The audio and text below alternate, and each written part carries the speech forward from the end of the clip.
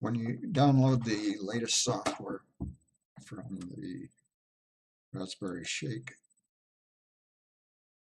people, you go to GitLab, you download it using this, and what you will get is a RShake-sd.image. So you'll think to yourself, I can use Etcher to go into the zip file and burn the image to the SD card. But if you do that, here's what happens right there. So if you select that, this is what you'll get. Ignore these two because I had to do a whole bunch of things to get there. That's what you'll get. You'll open it and it says that is not a valid archive image. You'll say, well, it's interesting. You will then use 7-zip to, you'll start out with this. You'll use 7-zip to unzip it, and you may get this. And here, there's the image. Now, I didn't try this when I first started, but Etcher will be able to get that. What I did is I went into here to burn this image.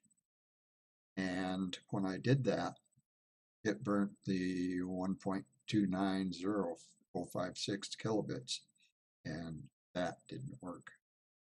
What I finally did is just took a copy of this, went up to where I could burn the image, and pasted it, and that disk image was 7.5 gig.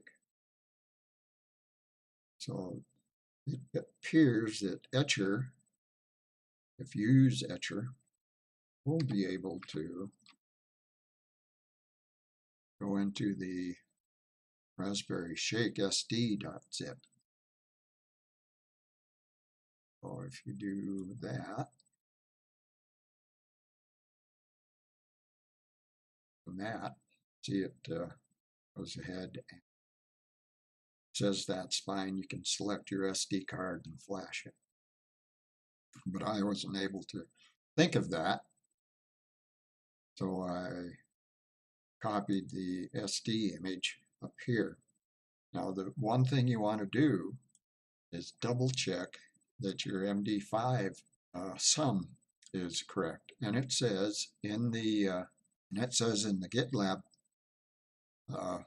repository, here is the MD5 sum for RShake SD.zip.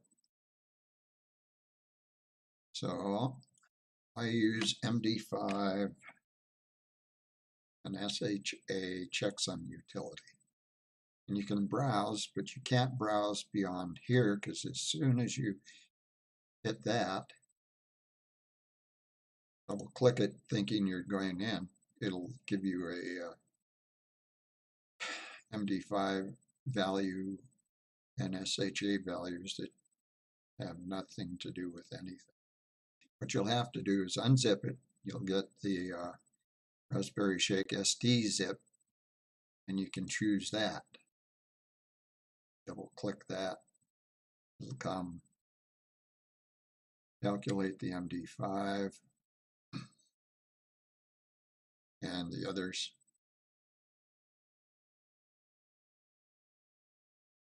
You can then paste the MD5 hash that you had, verify it, says the MD5 hash matched.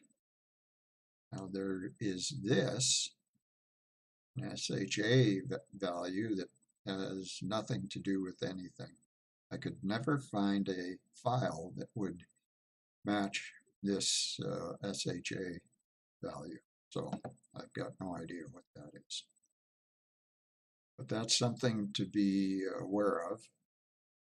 Otherwise, you'll spend hours and hours trying to figure this out. And that is the sorry tale of my adventures in burning an image to disk.